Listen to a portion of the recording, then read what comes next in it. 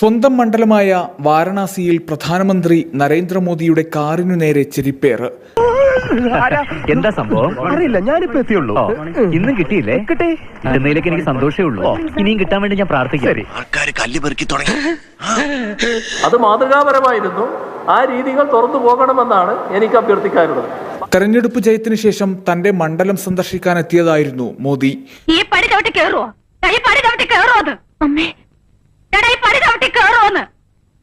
ബുധനാഴ്ചയാണ് സംഭവം. മോദിയുടെ വാഹനവ്യൂഹം കടന്നു പോകുന്നതിനിടയിലാണ് കാറിനു മുകളിൽ ചെരിപ്പ് വന്നു വീണത്.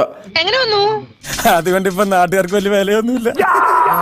സുരക്ഷാ ഉദ്യോഗസ്ഥൻ ചെരിപ്പെടുത്തു മാറ്റുന്ന ദൃശ്യങ്ങൾ സമൂഹ മാധ്യമങ്ങളിൽ വൈറലാണ്. വെറുതെ കഴിഞ്ഞ ആഴ്ച നടന്ന കാര്യങ്ങൾ പറഞ്ഞ് എന്നെ നാട്ടിക്കരുത്. ഞാനൊന്നും പറയട്ടെ. വേണ്ട, ആരും ഒന്നും പറയണ്ട. നിങ്ങൾ എല്ലാവരും കൂടി എന്നെ നശിപ്പിച്ചത്. ആ പപ്പുവിന്റെ മുമ്പിൽ എനിക്ക് തലമുക്കി നടക്കാൻ പറ്റുമോ? അതുകൊണ്ട് ഇപ്പൊ താഴെ നോക്കി തട്ടി വീഴാതെ നടക്കാൻ പറ്റില്ല. ഇക്കഴിഞ്ഞ പാർലമെന്റ് തെരഞ്ഞെടുപ്പിൽ ജയിച്ച ശേഷം മോദി ആദ്യമായാണ് മണ്ഡലത്തിലെത്തിയത്. നിന്നെ ആരാടാ ഇപ്പൊ ഇങ്ങോട്ട് കെട്ടിയെടുത്തത്? ആരുടെ 16 അടിയന്തരത്തിനാടാ നീ വന്നത്? ഈ സ്നേഹപ്രകടനം ഞാൻ ഒരിക്കലും മറക്കില്ല. നമ്മുടെ ഗവൺമെന്റ് എന്തൊക്കെ ജനങ്ങൾക്ക് കൊടുത്തു. കൂടുതലും വാഗ്ദാനങ്ങളാ കൊടുത്തത്. മോദിയുടെ ബുള്ളറ്റ് പ്രൂഫ് കാറിനു നേർക്ക് ചെരിപ്പ് വന്നു വീണത് സുരക്ഷാ വീഴ്ചയായി വിലയിരുത്തപ്പെടുന്നുണ്ട്. ഒരു പോരായ്മ തന്നെയാണ്. അതെ അതെ, എന്ന് എതിർ പാർട്ടിക്കാർ പറയുമെന്ന് ഞാൻ ഉദ്ദേശിച്ചത്. ജനങ്ങൾ സമ്പൂർണ്ണ സാക്ഷരത നേടിയതാണ് നമുക്കടിയായത്. എങ്ങനെ? സാക്ഷരത നേടിയപ്പോ ജനങ്ങൾക്ക് വിവരം വന്നല്ലോ. വാരണാസിയിൽ വൻ ഭൂരിപക്ഷത്തിൽ ജയിക്കുമെന്ന അമിത ആത്മവിശ്വാസവുമായി മത്സരിക്കാനിറങ്ങിയ മോദിയെ എതിരാളിയായ ഉത്തർപ്രദേശ് കോൺഗ്രസ് അധ്യക്ഷൻ അജയ് റായ് ഇക്കുറി നന്നായി വിറപ്പിച്ചിരുന്നു. നാട്ടുകാരുടെ മുഖത്ത് എങ്ങനെ നോക്കും?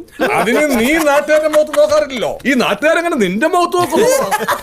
മോദി പ്രഭാവം ഇന്ത്യയൊട്ടുക്കും ആഞ്ഞടിക്കുമെന്ന് വീമ്പു പറഞ്ഞു മത്സരിച്ച തെരഞ്ഞെടുപ്പിൽ വാരണാസിയിൽ മോദിയുടെ ഭൂരിപക്ഷം കുത്തനെ കുറഞ്ഞത് ബിജെപിക്ക് കനത്ത ആഘാതമായി.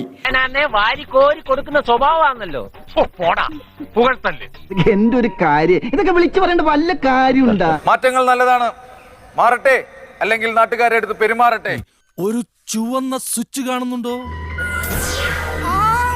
കാണുന്നുണ്ട്. ചുവന്ന സ്വിച്ച് അമർത്തി.